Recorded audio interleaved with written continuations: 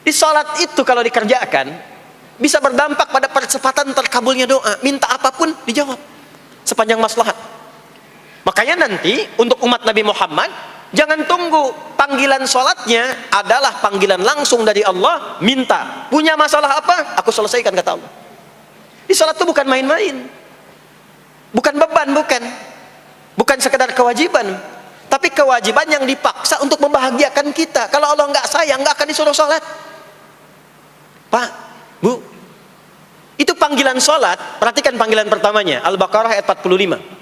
Wasta'inu bis sabri wassalah. Kata Allah, hei hambaku, kalau engkau punya masalah, sabar dulu, terima. Karena aku titipkan masalah itu kepadamu untuk meningkatkan kualitas hidupmu, bukan ingin membebanimu.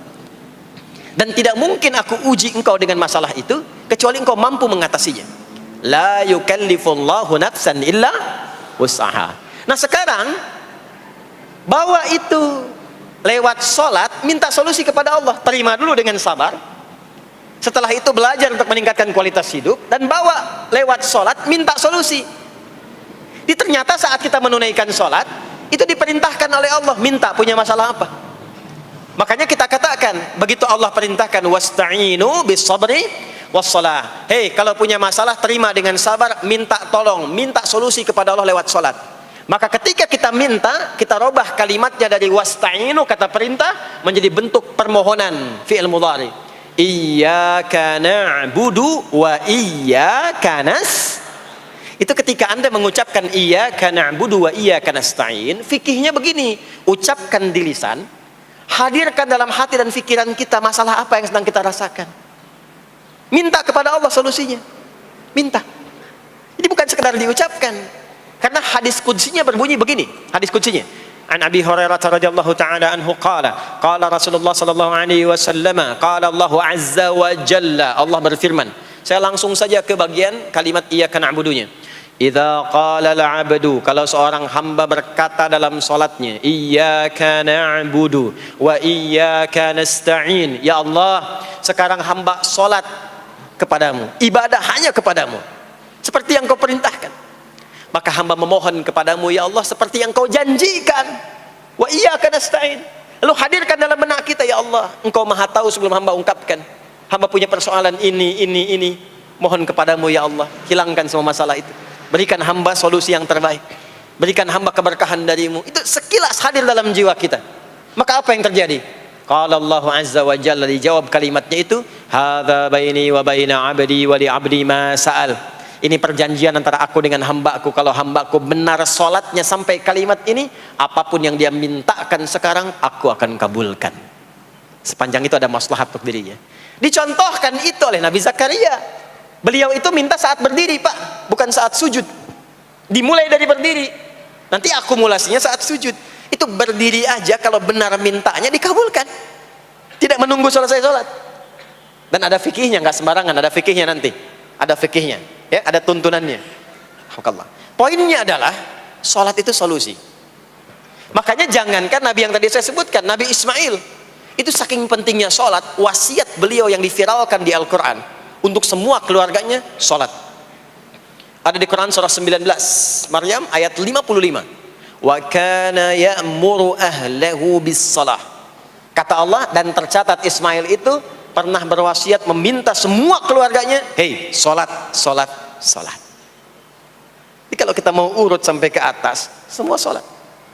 Muhammad sallallahu alaihi wasallam bin Abdullah bin Abdul Muttalib bin Hashim bin Abdul Manaf bin Qusay bin Murrah bin Kilab bin Ka'ab bin Ghalib bin Fikir bin Malik bin Nadar bin Kinana bin Khuzaimah bin Mudrikah bin Ilyas bin Nizar bin Mudar bin Ma'ad bin Adnan bin Addi bin Adri bin Muqawwam bin Nahur bin Tarikh bin Ya'rub bin Yasjub bin Nabit bin Ismail alaihi salam bin Ibrahim alaihi salam bin Azar atau bin Nahur bin Abir bin Kinan bin Arfakhshad bin Sam bin Nuh alaihi salam bin Mikhlail Matusyalah bin Kinan bin Anwas bin Thith bin Adam alaihi salam. Semua salat. Coba ulangi itu. Semua salat. Para nabi salat, para rasul salat. Anda bukan nabi, bukan rasul, nggak mau sholat dan pengen mudah hidupnya, pengen masuk surga Firdaus lagi. Anda sehat? Jadi ini pentingnya salat itu bukan cuma kewajiban, tapi diwajibkan, dipaksa dengan wajib itu supaya bahagia, supaya falah. Makanya kalau ada panggilan azan, cara memahaminya ini falah. Oh, ini solusi saya di sini nih. Kebahagiaan saya ada di sini. Kesuksesan saya ada di sini. Ya, makanya ketika dipanggil oleh muadzin, hayya 'alas shalah, labbaik, siap saya. Di sini. Ini poinnya. Nah, saya sambungkan kembali, ya. Ketika seseorang dilatih lewat salat dan sudah mulai tersambung dengan Allah Subhanahu wa taala, maksudnya ingat Allah, tertatalah semua aktivitasnya. Maka berubahlah lewat salat ini, lewat latihan ini, semua kegiatannya berubah, didorong menjadi amal soleh. Karena itu, setiap orang yang salatnya benar, yang pertama dianugerahkan oleh Allah kepada orang salat itu bukan dunia. Bukan dunia. Tapi perubahan perilakunya menjadi lebih baik. Jadi bukan kaya dulu. Ya. Abdurrahman bin Auf tuh hijrah masuk Islam. Dilatih sholat, malah hartanya hilang semua dirampas. Ya. Tapi setelah itu jadi apa? Jadi orang paling kaya. Ya. Abu Bakar As-Siddiq, Utsman bin Affan, Umar bin Khattab. Pertama kali masuk Islam kan latihannya sholat. Apakah langsung kaya? Jadi pemimpin? Jadi diplomat? Amr bin As bisa ekspedisi dari Afrika Utara sampai ke Syam? Tidak. Yang diberikan apa? Perubahan perilaku dulu. Dihilangkan sifat-sifat buruknya, dijaga dengan kemuliaan. Jadi dua sumber yang menjadikan manusia itu buruk dalam nafsunya, itu ada dua. Di nafsu itu nanti punya dorongan untuk mengarahkan kepada yang buruk, namanya fujur. Lawannya nanti takwa. Lawannya takwa. Di Quran surah Asy-Syams surah 91 ayat 7 sampai 10, wa nafsi wa ma sawaha fa alhamaha fujuraha wa taqwaha. Nah, fujur itu nanti yang membisikkan, mengarahkan kepada hal-hal yang negatif. Itu yang ditunggangi oleh setan. Setan memberikan was-was itu ke nafsu, ke fujurnya. Alladzi yuwaswisu fi sudur innas. Di dalam sudur ada qalbu, di dalam qalbu ada nafas, di dalam nafas ada fujur. Fujur itu yang digoda. Maka keluarlah kemudian dua hal. Yang pertama ada yang disebut dengan fahsya. Fahsya itu dorongan dari syahwat untuk berbuat yang menyimpang. Pornografi, porno aksi, LGBT, kata-kata jorok itu fahsya. Fahsya. Nanti temannya adalah mungkar. Mungkar itu keburukan yang diingkari, ditolak oleh hati, sumbernya nafsu perut dan akal. Mencuri itu mungkar. Merampok itu mungkar. Korupsi, membunuh, menipu itu mungkar. Jadi sumber keburukan itu cuma dua. Kalau bukan fahsya itu mungkar. Orang yang sholatnya benar, maka parameternya itu, ukuran pertama kali dia dapatkan adalah ditutupnya oleh Allah, dijaganya oleh Allah keadaan nafsunya, sehingga dia tidak dikontrol oleh perbuatan fahsya dan mungkarnya. Maka aktiflah sinyal takwanya. Takwa itu lawan nafsu. Makanya nanti kaitan takwa dengan nafsu sama-sama disebutkan. Nafsu 115 kali, takwa yang terkait fungsi nafsu 115 kali. Takwa digembosi, ya, awas, diwaswasi oleh setan, setan disebutkan 88 kali. Takwa disupport oleh malaikat, malaikat di Quran disebutkan 88 kali. Ini bukan ilmu tak-atik, hitung sendiri aja kalau mau. Itu menarik tuh. Karena sama, kalau Anda mendengar suara adzan kan ada bisikan kan? Cepat, sudah adzan, siap-siap. Itu malaikat tuh. Tapi begitu selesai adzan, la ilaha illallah, tenang, baru adzan, belum qomat. Itu setan. Terus dua-duanya tuh, ya, memberikan bisikan, yang satu mensupport dan seterusnya. Yang paling menarik adalah kalau sholat kita benar, maka sinyal takwa aktif. Makanya amalan takwa pertama itu sholat. Setelah beriman, amalan takwa pertama sholat. Al-Baqarah ayat 2 dan 3. Dzalikal kitabu la raiba fi hudal lil muttaqin. Siapa muttaqin, orang takwa di situ? Ayat 3-nya, alladzina yu'minuna bil ghaibi wa yuqimunas sholat. Jadi kalau sholatnya aktif, takwanya aktif, sinyalnya aktif, sinyal itu yang akan menutup fahsya dan mungkar. Maka turunlah Quran surah ke-29 ayat ke-45. Utlu ma uhiya ilaika minal kitabi wa aqimis shalah. Kita hafal tengahnya, innas salata tanha 'anil fahsya'i wal Maka kalau orang sholat tidak akan berbuat fahsya, tidak ada lagi yang melambai laki-laki. Allah, nggak ada. Laki-laki yang laki-laki, perempuan-perempuan. Nggak ada lagi tontonan-tontonan pornografi.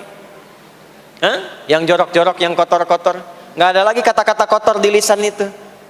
Karena lisannya dilatih untuk mengucapkan yang baik-baik. Allah, sami'allahu liman hamidah, subhanallah, alhamdulillah, Allahu akbar.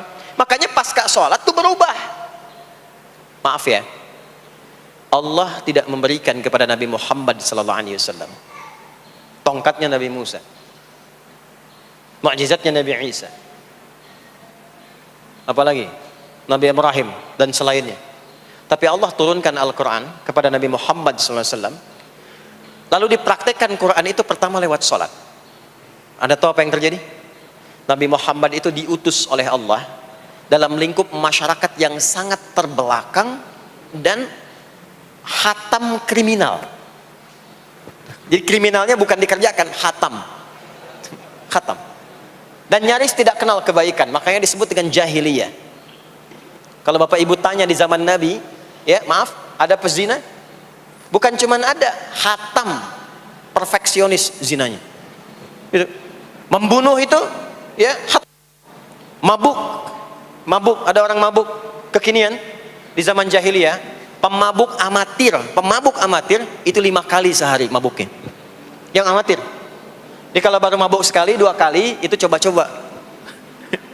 Amatir itu 5 kali. Pembegal. Ya, sekarang kita dengar berita ada begal ini itu. Jahiliyah itu sekampung begal semua. Kampung Gifar. Tapi Allah menghendaki Rasulullah latih lewat salat. Apa yang terjadi? Berubah jahiliyah itu, berubah menjadi khairu ummah. Umat terbaik yang paling teladan, yang menginspirasi, yang pernah berkehidupan di bumi. Sampai persaksiannya dari Allah langsung, turun Quran surah ketiga Ali Imran ayat 110. Kuntum khaira ummatin ukhrijat linnas. Jadi kalau ada orang dermawan, itu yang paling dermawan. Kalau ada orang sabar, itu yang paling sabar. Kalau ada pasar yang paling ideal, itu yang paling bagus. Berubah itu. Ya. Kenal Abu Dzar Al-Ghifari? Ayo kenal. Enggak. Abu Dzar Al-Ghifari itu nama aslinya Jundub bin Junadah. Di antara pemimpin begal di zamannya. Dari kota Ghifar. Ghifar itu kampung begal asalnya. Ya, hamukumullah. Masuk Islam. Datang ke Mekah. Bertemu dengan Rasulullah. Begitu masuk Islam, kata Jundub bin Junadah, ya Rasulullah, ausini au kama qala, berikan saya nasihat. Kata Nabi, pulang sekarang. Kata beliau, enggak, saya mau umumkan keislaman saya depan Ka'bah. Kata Nabi, jangan lakukan. Sekarang orang masih belum tahu tentang Islam, nanti marah kamu dipukuli. Kata beliau, ya Rasulullah, saya ini membegal terang-terangan, masa bersyahadat sembunyi-sembunyi? Maka keluar ke depan Ka'bah, dia katakan, ya ma'asyara Quraisyin, hei semua orang Quraisy. Datang orang, usyhidu bi annahu la ilaha illallah wa anna Muhammadar Rasulullah. Aku bersaksi, syahadat la ilaha illallah Muhammadar Rasulullah. Kalian mau apa? Dipukulin sampai pingsan. Sampai ketika akan diteruskan, ada riwayat mengatakan datang Sayyidina Ali bin Abi Thalib, ada yang mengatakan Sayyidina Hamzah, ya, bin Abdul Muttalib radhiyallahu ta'ala anhuma jami'an. Datang menyampaikan, jangan teruskan. Kalau ini meninggal, ini wafat, kita akan celaka karena kafilah kita akan lewat desa Ghifar. Kalau lewat Ghifar gak akan berhasil niaga kita, katanya. Ya, karena akan dihabisi semua, ini orang Ghifar. Maka dibiarkan pergi, pulang. Tahu apa yang terjadi? Begitu Nabi hijrah ke Madinah, dikagetkan dengan suara kaki yang berdecak kencang, bang bung bang bung bang bung. Ternyata ada berita gembira, sekampung begal Ghifar itu masuk Islam semuanya, berubah jadi baik. Untuk menginspirasi generasi kemudian, maka dipopulerkanlah oleh beliau kunyahnya dengan nama daerahnya. Sayalah Abu Dzar Al-Ghifari. Al-Ghifari itu maksudnya apa? Dulu saya ini berasal dari Ghifar, kampung saya kampung begal. Cuma karena saya masuk Islam, diajarin sholat, diajarin baik, sekampung baik semua. Ya. Makanya orang-orang Arab setelah itu, bahkan non-Arab, kalau datang memperkenalkan daerahnya. Imam Al-Bukhari, itu nama aslinya bukan Al-Bukhari. Nama aslinya Muhammad. Punya bapak namanya Ismail, punya kakek namanya Ibrahim, kakek buyutnya Al-Bughirah, eyang buyutnya Al-Bardizbah. Tinggal di kecamatan Ju'fah, Kabupaten Bukhara, Provinsi Khorasan, sekarang negaranya Uzbekistan. Karena berasal dari Bukhara, datanglah beliau kemudian ke Arab, sekarang ke Jazirah, ke Mekah, ke Madinah, memperkenalkan, saya bukan orang Arab, saya dari Bukhara. Rumusnya tambah alif lam di depannya, ujungnya tutup dengan i. Al-Bukhari, saya dari Bukhara. Diperkenalkan, maksudnya apa? Islam sudah masuk ke tempat saya, orang-orangnya sudah baik, orang-orangnya sudah khusyuk. Itu memperkenalkan. Orang tua kita, Syekh Yasin dari Padang, maka diperkenalkan Syekh Yasin Al-Padangi. Syekh Ahmad Khatib dari Minangkabau, Syekh Ahmad Khatib Al-Minangkabawi. Syekh Abdul Somad dari Palembang, Syekh Abdul Somad Al-Palembangi. Syekh Nawawi dari Banten, Syekh Nawawi Al-Bantani. Ya, nanti ada Pak Ghafur dari Pondok Indah, ya, Masjid Raya Pondok Indah, datang ke Mekah umrah haji. Ana Ghafur Al-Masjid Raya Al-Pondok Indahi gitu. Itulah salat. Salat. Jadi salat itu merubah keadaan kita lebih baik. Itulah sebabnya kenapa 5 waktu. Karena Allah inginkan di setiap waktu kita jadi orang baik. Di setiap waktu kita bahagia. Setiap waktu selesai persoalan. Datang masalah subuh, ya, antara subuh ke zuhur kan ada masalah tuh. Gak mungkin ada orang dari subuh ke zuhur gak punya masalah tuh, gak mungkin. Tuh wajahnya udah kelihatan tuh. Ya, makanya kita datang, ya, menghadap kepada Allah, minta diselesaikan, minta diberikan taufik, sujud kita, diberikanlah solusi. Zuhur ke asar ada masalah, datang saat asar. Asar ke maghrib punya masalah, datang. Makanya semua ulama dulu seperti itu. Al-Bukhari itu menuliskan kitab sahihnya itu 16 tahun. Setiap satu hadis akan ditulis, salat dulu. Salat dulu. Begitu tenang, nyaman, baru tuliskan. 16 tahun. Itulah sholat. Nah, dari sekian waktu yang 5 kali itu, ada waktu yang spesial. Waktu spesial inilah yang ingin saya bahas, yang tadi disampaikan dalam pengantar sambutan. Jadi ini inti yang mau saya katakan. Ini barusan muqaddimah tuh. Barusan muqaddimah. Baik. Kan kita sholat berapa kali sehari? Kita hitung. 1, subuh. 2, zuhur. 3, keempat, yang kelima, isya. Berapa jumlah rakaatnya? 17. Baik ya. Itu nomor telepon untuk koneksinya. Koneksi kita dengan Allah nomornya catat ya, 24434. Ya, kalau ditanya berapa nomor koneksi dengan Allah? 24434. Subuh 2, zuhur 4, asar 4, maghrib 3, isya 4. 5 waktu kan? Baik. Di 5 waktu ini kita dijaga, diinginkan menjadi hamba yang baik, bahagia, nggak lekat dengan masalah, tuntas semua. Saking sayangnya Allah sama kita. Kalau nggak sayang nggak disuruh sholat. Itulah sebabnya ketika diperintahkan menunaikan waktu sholat, diberikanlah gambaran waktunya. Tapi yang jadi persoalan kita sekarang yang akan dibahas, di antara sekian waktu itu ada waktu-waktu yang spesial. Ada waktu-waktu yang spesial. Dari mulai subuh ke isya itu ada yang dispesialkan oleh Allah karena ada bonus berlipat di dalamnya. Waktu apakah itu? Mari kita bacakan dulu mulai dengan Quran surah kedua ayat 238. Paling kanan sebelah atas di mushaf standar. A'udzubillahi minasyaitonirrajim. Bismillahirrahmanirrahim. Mohon izin saya agak lambatkan sedikit ritmenya karena ini inti yang mau kita bahas. Tadi muqaddimah makanya saya percepat ya. Hafizu 'alas salawati was-salatil wusta wa qumu lillahi qanitin. Hafizu. Kalau Bapak Ibu lihat mushaf terjemah, diterjemahkannya dengan jagalah. Jagalah itu ihfazu, hafidha yahfaz. Tapi kalau ada alif setelah hafizu, itu berarti fi'il madhinya, past tense-nya, akar kata kerjanya hafadha, yuhafidhu. Alifnya mufa'alah, bermakna saling. Jadi mengartikannya begini, hafizu 'alas salawati. Hei, hendaklah kalian saling menjaga waktu sholat. Kalau saling itu sendirian atau banyakan? Banyakan.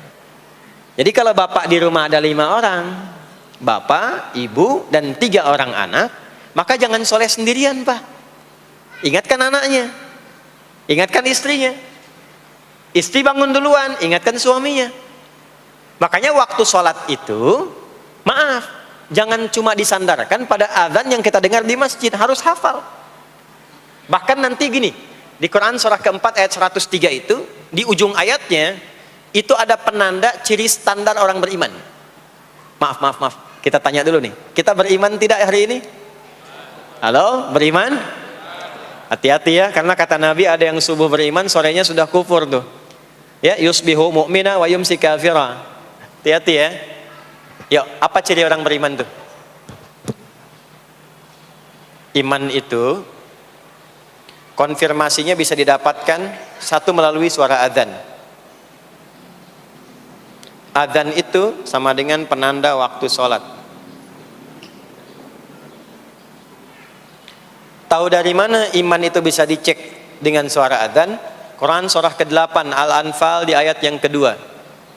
Innamal mu'minuna alladzina idza dzukirallahu wajilat qulubuhum.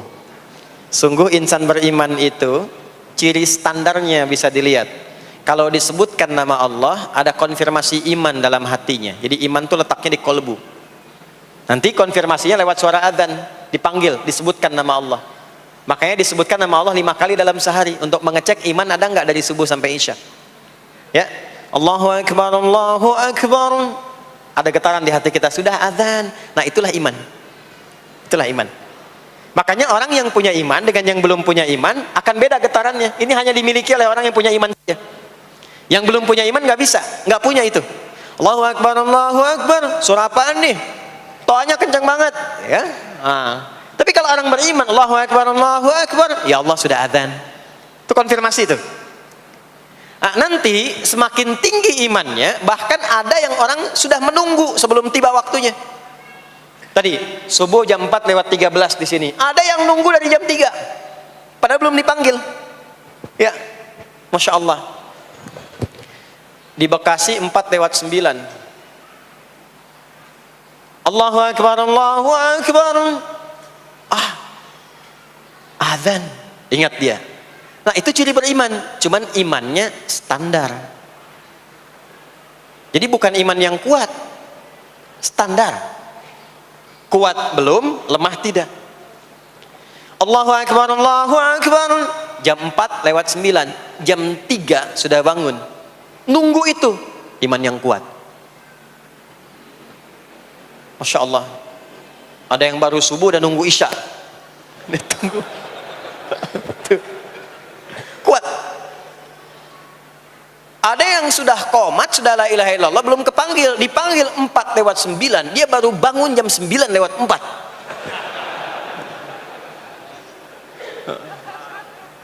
Tuh. Nah, ini iman lemah. Di bawah.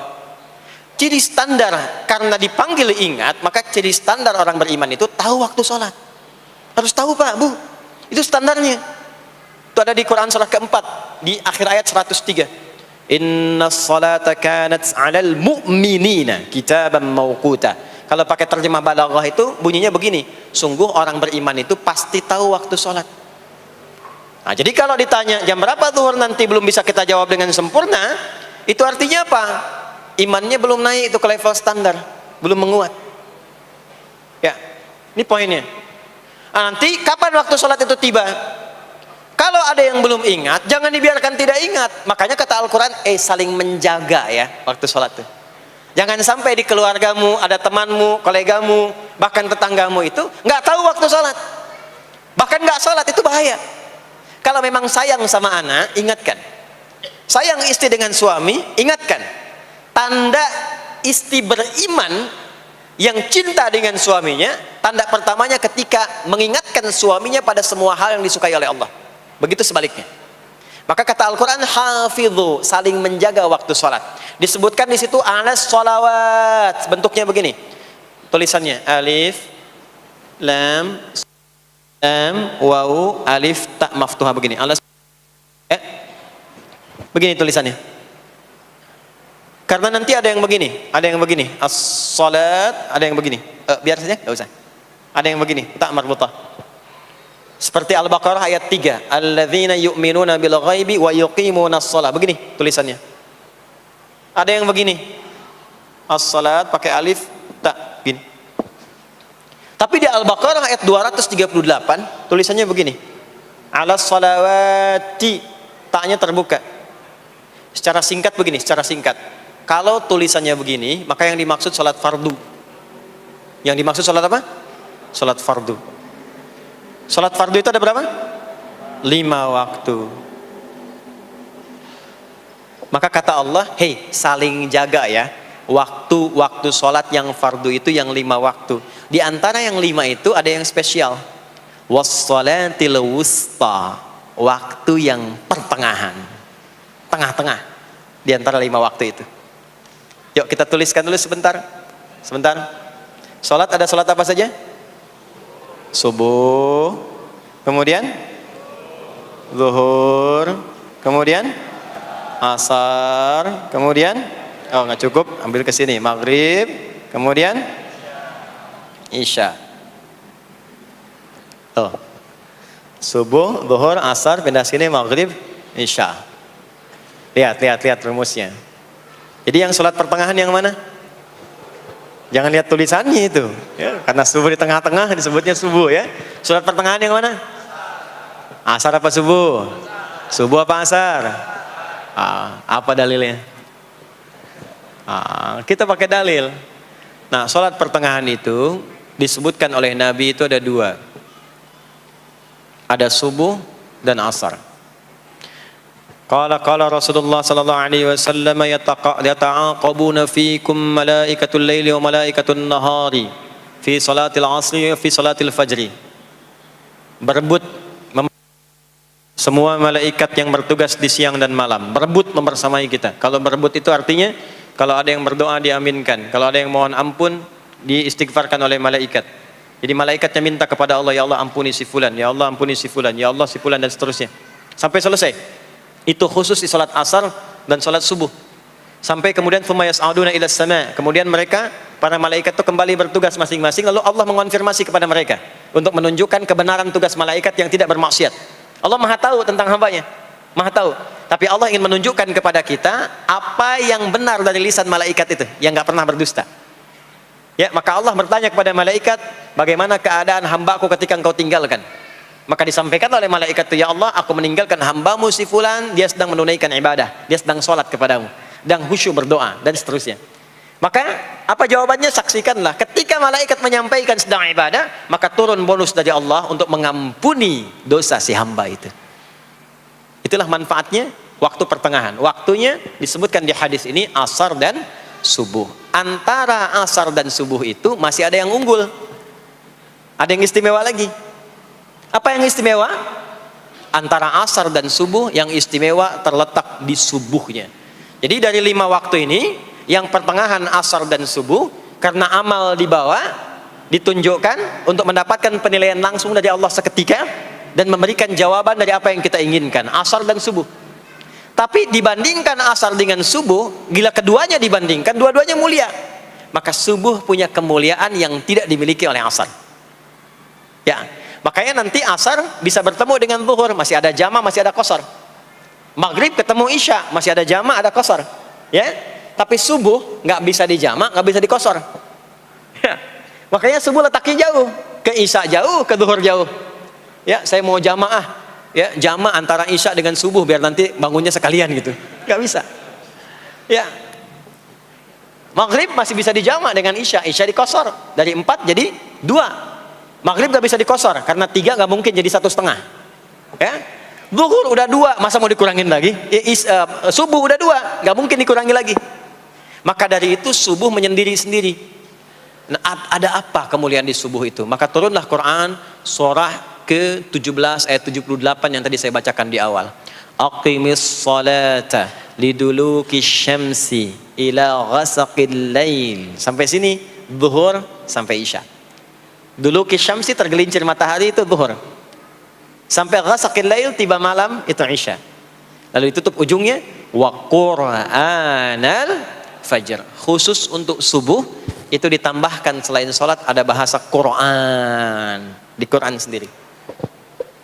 Khusus untuk subuh redaksinya ditambahkan dengan Quran. Apa Apa itu Quran? Halo, apa itu Quran? Kalau tidak tahu cepat katakan wallahu a'lam. Apa itu Quran? Wallahu a'lam. Ada Quran, ada Al-Quran. Ada Quran, ada Al-Quran. Kalau yang disebut Al-Quran itu mutlak firman Allah. Dari mulai Al-Fatihah sampai An-Nas. Ini yang terdapat di dalam mushaf ini, di 2 jilid ini. Ya, itu Al-Quran. Kalau disebutkan Quran tanpa alif lam, maka yang dimaksudkan bacaan secara umum.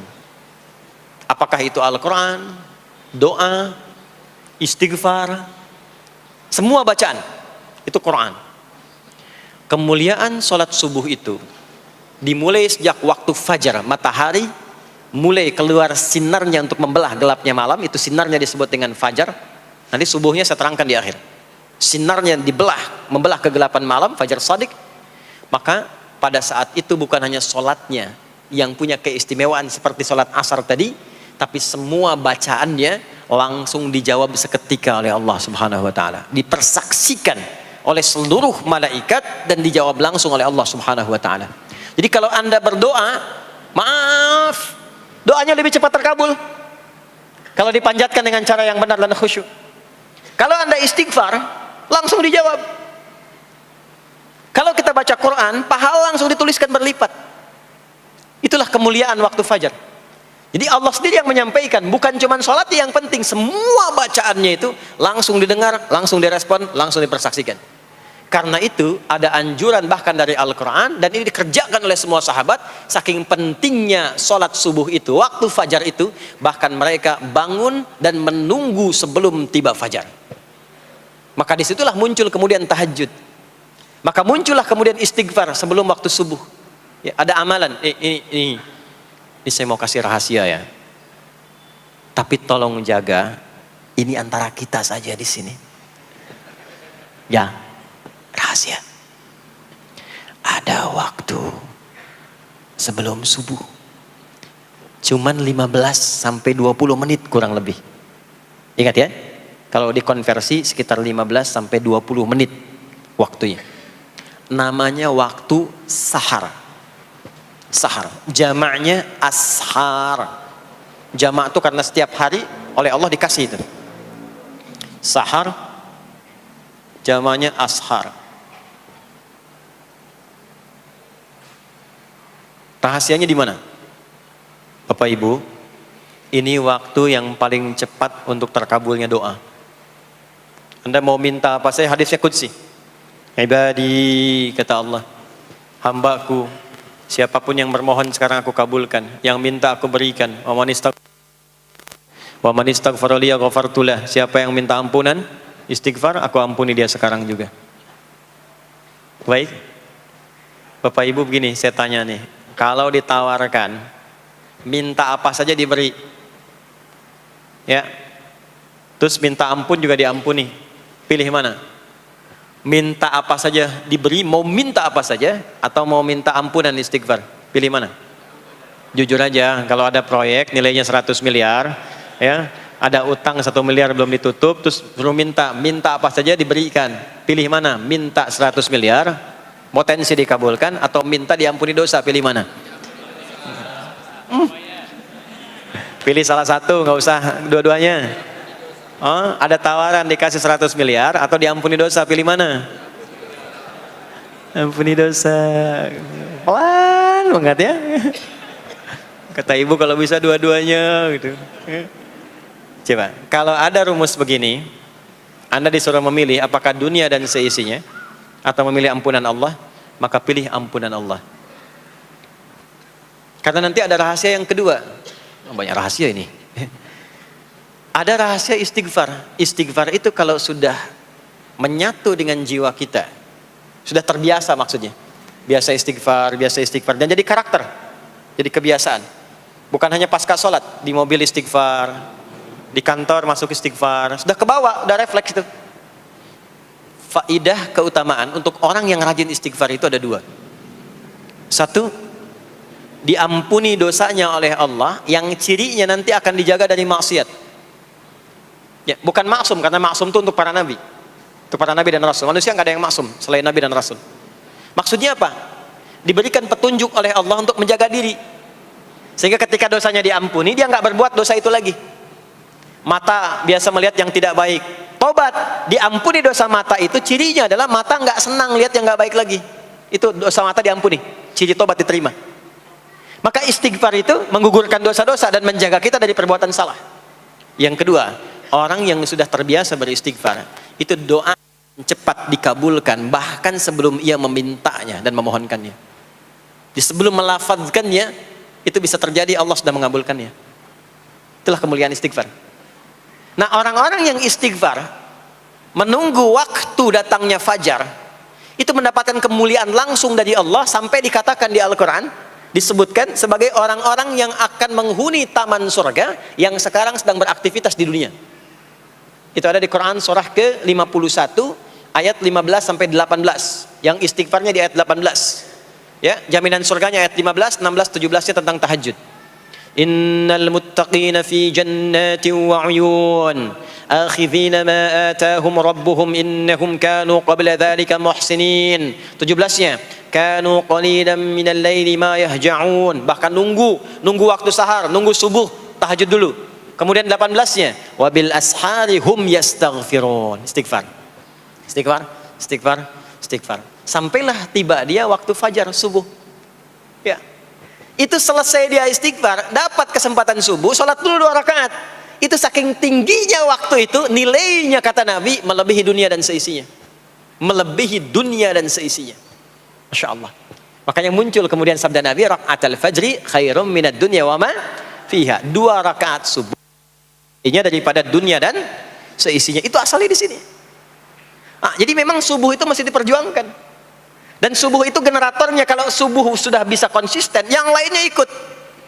Subuh itu kalau sudah konsisten, subuh ke masjid jamaah subuh jamaah, bangun tahajud, istiqamah, istighfar. Itu kalau subuhnya sudah bagus, yang lainnya ikut. Ya. Makanya ada kaum yang sekarang sangat khawatir jumlah orang Islam kalau sholat subuh itu seperti sholat Jumat, sangat takut itu. Ya, ada ini viral kisahnya, saya nggak ceritakan pun Anda bisa dengar. Ya, jadi ada golongan orang Yahudi yang selalu mengamati jamaah sholat subuh umat Islam, dan dia melihat, ya, ketika mulai ramai, dia mulai katakan, kenapa Anda selalu mengamati itu? Ya, sebab kami lihat kalau jumlah jamaah subuhnya sudah seperti sholat Jumat, itulah kemakmuran, kebangkitan dan kebaikan umat Islam akan tumbuh kembali. Jadi akan berpengaruh kepada yang lainnya. Itulah mudah-mudahan kegiatan perjuangan subuh, ya, ada pejuang subuh baik di Masjid Raya Pondok Indah, di masjid-masjid yang lainnya, memberikan keberkahan kepada kita, dan puncaknya adalah perubahan pada perilaku. Jadi kalau cuma berjuang datang subuh tapi tidak merubah perilaku, ada yang salah dengan itu semua. Ada yang tidak tepat, ada yang belum sempurna. Itu yang bisa kita sampaikan sebagai kajian pembuka kita di kesempatan kali ini. Mudah-mudahan ada manfaat yang bisa kita dapatkan. Kesimpulannya adalah salat adalah inti amalan kita yang bisa merubah alur kehidupan kita dunia dan akhirat. Salat kunci kebahagiaan, salat kunci kesuksesan, salat kunci datangnya rahmat Allah Subhanahu wa taala. 2, Allah meminta kita menunaikan salat 5 kali dalam sehari untuk memudahkan semua urusan kita di setiap waktu dalam sehari itu. Dan yang ketiga, di antara sekian 5 waktu itu ada waktu-waktu yang istimewa, yaitu asar, dan yang paling istimewa adalah subuh ataupun fajar. Mudah-mudahan kita bisa konsisten menunaikan dan menjaga waktu salat itu sampai kita pulang kepada Allah dalam keadaan husnul khatimah. Sementara itu yang disampaikan. Baik, mudah-mudahan ada keberkahan dari apa yang telah disampaikan. Pasti apa yang saya sampaikan pasti ada salah, pasti ada yang kurang tepat, pasti ada yang keliru disampaikan. Mohon diingatkan supaya saya koreksi, tinggalkan yang salahnya, ambil yang benar, yang baik, yang kira-kira bisa diamalkan. Jauhi hal-hal yang bisa menjauhkan kita dari Allah, dan semoga kita semua diwafatkan dalam keadaan husnul khatimah insyaallah.